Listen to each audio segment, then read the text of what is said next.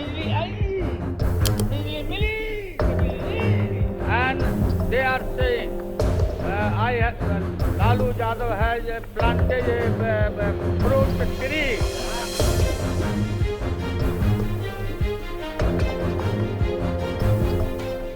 CM Lalu Prasad Yadav की अनसुनी दास्तान। सोचिए, एक बिहारी नौजवान रेलवे प्लेटफॉर्म पर खड़ा लोगों को हंसाता, चुटकुले सुनाता। यह वो दौर था जब लालू प्रसाद यादव का चेहरा मजाक बने बोलने वाले देहाती नेता के रूप में देखा गया। पर क्या आप जानते हैं, कुछ ही वर्षों में वो वही युवक बन गया देश का रेल मंत्री, और उसने रेलवे को घाटे से निकालकर सरकारी खजाने में मुनाफा खड़ा करा दिया। मई 2004 में जब लालू रेल मंत्री बने, भारतीय रेलवे लगातार घाटे में थी। उन्होंने बिना कोई यात्री किराया बढ़ाए कैश और इन्वेस्टेबल सरप्लस के जरिए 13,000 करोड़ प्लस तक का अंतरिम नफा दिखाया और कुल मिलाकर 25,000 करोड़ का सकल मुनाफा रिपोर्ट किया। लेकिन यह सब आंकड़े सच थे या सिर्फ नंबर का जादू था? जिसे सबने जोकर कहा, वही निकला मास्टरमाइंड। आज हम उसी लालू प्रसाद यादव की अनसुनी कहानी जानेंगे। वह नेता कम, रणनीतिकार ज्यादा था। यह उस इंसान की कहानी है जिसने अपनी सादगी में इतिहास लिख दिया। ये कहानी है लालू प्रसाद यादव की, एक ऐसे नेता की जिसे सबने जोकर समझा, लेकिन असल में वो निकला एक मास्टरमाइंड। इसी तरह की और रहस्यमयी जानकारी प्राप्त करने के लिए हमारे चैनल ट्रू हिस्ट्री को आज ही सब्सक्राइब करें और बेल आइकॉन को प्रेस करें। आइए दोस्तों, शुरू से शुरू करते हैं। 11 जून 1948 को बिहार के गोपालगंज जिले के फुलवरिया गांव में लालू प्रसाद यादव का जन्म हुआ। उनका परिवार बेहद साधारण किसान परिवार था। पिता कुंदन राय और मां मर्छिया देवी दोनों ही मेहनतकश लोग थे, जिनके पास ज्यादा साधन नहीं थे, लेकिन सपने जरूर थे। 6 भाई बहनों के इस बड़े परिवार में लालू को बचपन से ही गरीबी, सामाजिक भेदभाव और संघर्ष की जिंदगी देखने को मिली। लेकिन इस साधारण पृष्ठभूमि से निकलकर लालू ने जिस रास्ते की शुरुआत की, वो उन्हें सीधे सत्ता के शिखर तक ले जाने वाला था। उन्होंने अपनी शुरुआती पढ़ाई गांव से की और फिर आगे की शिक्षा के लिए पटना आ गए। पटना यूनिवर्सिटी में उन्होंने लॉ और पॉलिटिकल साइंस की पढ़ाई की। यहीं से उनकी राजनीतिक यात्रा शुरू हुई। साल 1970 में उन्होंने रेलवे में एक क्लर्क की नौकरी शुरू की, लेकिन वो ज्यादा दिन टिक नहीं पाए, क्योंकि लालू का मन नौकरी में नहीं, जनता के लिए लड़ने में था। उन्होंने नौकरी छोड़ दी और छात्र राजनीति में कूद पड़े। जल्द ही वो पटना यूनिवर्सिटी स्टूडेंट्स यूनियन यानी PUSU के जनरल सेक्रेटरी बने और 1973 में यूनियन के अध्यक्ष चुने गए। इसके बाद आया 1974, जब जयप्रकाश नारायण के नेतृत्व में पूरे देश में संपूर्ण क्रांति का नारा गूंजने लगा। लालू इस आंदोलन से पूरे जोश के साथ जुड़ गए। उन्होंने इंदिरा गांधी सरकार के खिलाफ आवाज उठाई, जेल गए और जनता की नजरों में एक उभरते हुए नेता बनकर सामने आए। 1977 में जब देश में आपातकाल हटा और चुनाव हुए, तो सिर्फ 29 साल की उम्र में लालू प्रसाद यादव ने चापरा से लोकसभा का चुनाव लड़ा और शानदार जीत हासिल की। वो देश के सबसे युवा सांसदों में से एक बन गए। गांव की मिट्टी से निकला एक लड़का अब संसद की दीवारों के भीतर देश की राजनीति को आकार देने पहुंच चुका था। लेकिन दोस्तों, जोकर की छवि कैसे बनी? लालू प्रसाद यादव का अंदाज बिल्कुल देसी, ठेठ और मिट्टी से जुड़ा हुआ था। उनकी बोली में गांव की सादगी थी और लहजे में वो अपनापन जो आम जनता को छू जाता था। लेकिन यही अंदाज शहरी मीडिया और राजनीतिक एलीट के लिए एक मुद्दा बन गया। उन्हें गंवार, देहाती और जोकर जैसे टैग दिए जाने लगे। उनके कपड़े, भाषा और बात करने का अंदाज टीवी चैनलों और अखबारों में हास्य का विषय बन गया।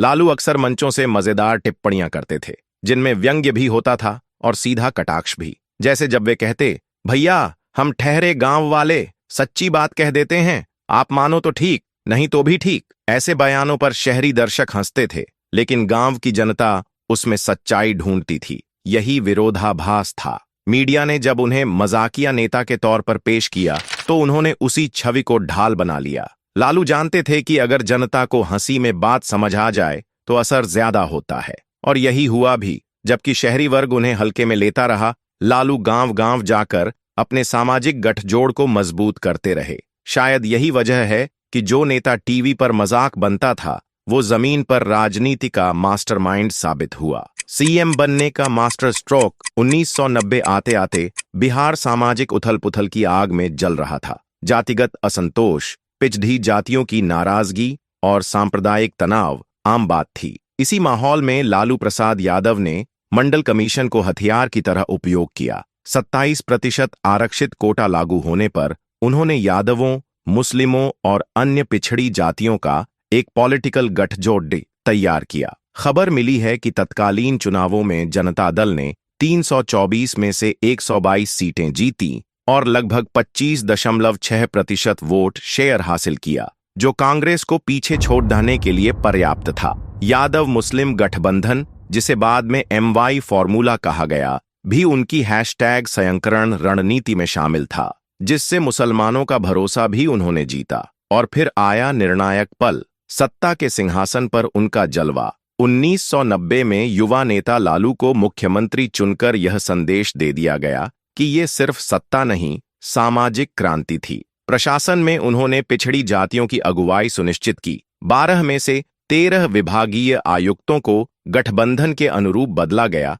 और पंचायती राज बिल में पिछड़ों OBC को स्थानीय शक्तियां दी गईं। यही उनका मास्टर स्ट्रोक था। बिहार में सामाजिक न्याय के लिए नया पावर सेंटर बना। माइक्रो मैनेजर लालू मास्टरमाइंड कैसे? लालू प्रसाद यादव ने बिहार की राजनीति को घर घर तक पहुंचने वाली मशीन में तब्दील कर दिया। उन्होंने हर जातीय समीकरण को बेहद रणनीतिक तरीके से साधा। यादवों को अपनी कोर वोट बैंक बनाया, मुसलमानों को मुस्लिम यादव या MY फॉर्मूला से जोड़ा और अन्य पिछड़ी जातियों जैसे मल्लाह, कुर्मी, कोयरी को स्थानीय नेताओं और पंचायत स्तर पर प्रतिनिधित्व देकर इस गठबंधन को मजबूत किया। बूथ मैनेजमेंट उनकी सबसे बड़ी ताकत थी। हर पंचायत में पार्टी का स्थानीय कार्यकर्ता तैनात किया गया और बूथ स्तर की जानकारी सांस लेने जितनी सरलता से जुटाई जाती थी। उन्होंने प्रशासन में अफसरों को रोटेट और ट्रांसफर करके सिर्फ भरोसेमंद स्थानीय अधिकारियों के जरिए काम करवाया। 1990 से 1993 के दौरान 12 में से 13 डिवीजनल कमिश्नर बदल दिए गए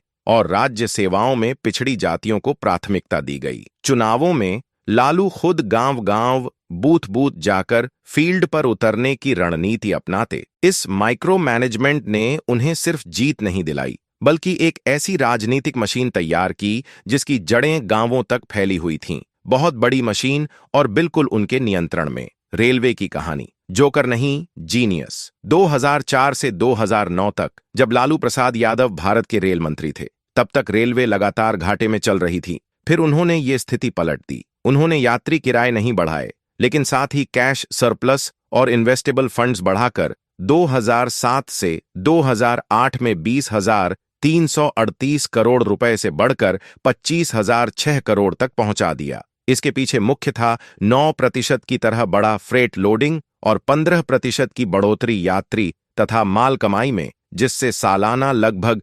82,393 करोड़ की ग्रॉस ट्रैफिक रसीदें हुईं। उन्हें चैरिटी स्टॉप कहते हुए लालू ने रिमोट इंस्पेक्शन किया। खुद पटना रेलवे स्टेशन से ट्रेन पर चढ़कर व्यवस्था का आकलन किया। उन्होंने कुल्हड़, कुशन सीट्स और डायनेमिक फ्रेट प्राइसिंग जैसे कदम उठाए, जिससे ग्रामीण रोजगार भी बढ़ा और रेलवे की बचत भी सुनिश्चित हुई। इस टर्न अराउंड को IIM अहमदाबाद और हार्वर्ड बिजनेस स्कूल में केस स्टडी के रूप में पढ़ाया गया। हालांकि बाद में आलोचक, विशेषकर 2009 में ममता बनर्जी की श्वेत पुस्तक ने कहा कि यह कैश सरप्लस एक तकनीकी खांटी था, जबकि नेट सरप्लस असल में सिर्फ 20 से 25 हजार करोड़ था, न कि पहले बताए गए बड़े नंबरों जैसा। तो कमाल यह था कि बिना किराया बढ़ाए, फील्ड लेवल सुधार करके और छोटे छोटे बदलावों से, जैसे कि सही वजन सुनिश्चित करना, उन्होंने रेलवे को घाटे से निकालकर सकारात्मक क्षेत्र में ला खड़ा किया।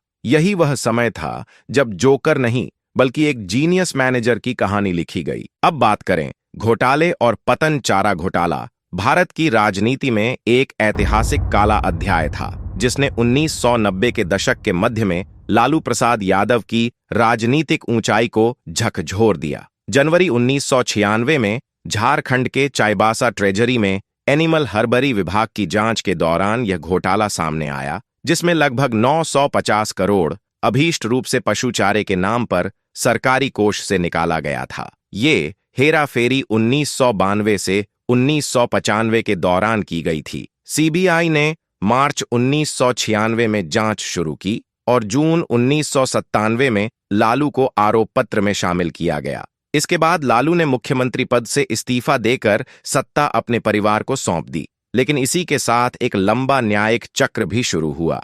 उनकी पहली सजा 30 सितंबर 2013 को आई, जब एक विशेष सीबीआई अदालत ने 37 रुपये 70 पैसे करोड़ भ्रष्टाचार मामले में उन्हें 5 साल की सजा सुनाई और विधायकी से अयोग्य करार दिया। इसके बाद दिसंबर 2017, जनवरी और मार्च 2018 में 3 और मामलों में कुल 129 करोड़ डोरंडा ट्रेजरी घोटाले में उन्हें दोषी ठहराया गया। 5-5 साल की सजा और 60 लाख रुपए जुर्माना भी लगाया गया। इस प्रकार चारा घोटाला ने लालू की राजनीतिक यात्रा को रुकावट दी। उन्होंने जेल का सामना किया, अपने लोकसभा या विधानसभा से अयोग्य हुए और उनकी छवि सिंधु समर्थक नेता से घोटालों से बंधे नेता की बन गई। यह पतन ही आगे आने वाले समय में बिहार की राजनीति में बड़े बदलाव की शुरुआत थी। अगर बात करें परिवार और विरासत, लालू प्रसाद यादव ने अपने राजनीतिक साम्राज्य को सिर्फ खुद तक सीमित नहीं रखा,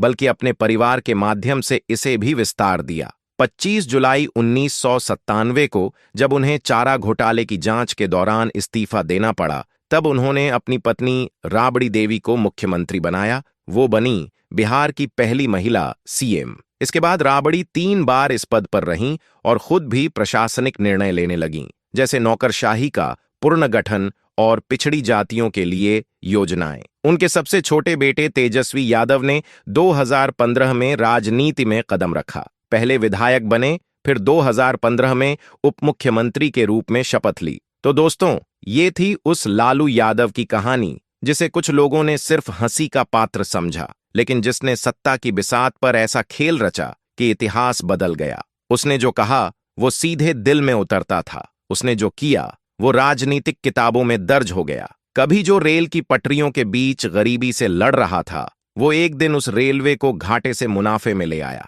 कभी जिसे जोकर कहा गया, उसी ने सोशल इंजीनियरिंग का वो फॉर्मूला दिया जो आज भी हर चुनाव की रीढ़ है। लेकिन सवाल अब भी खुला है, क्या हमने लालू को वैसा ही देखा जैसा वो था, या जैसा हमें दिखाया गया? क्या वो सत्ता का प्रतिबिंब थे या समाज के सबसे बड़े चैलेंजर? फैसला आपका है। और अगर ये कहानी आपको सोचने पर मजबूर कर गई हो, तो इस वीडियो को लाइक करें, शेयर करें और कमेंट में बताएं, क्या लालू प्रसाद यादव जोकर थे या मास्टरमाइंड? मिलते हैं अगली कहानी में। धन्यवाद।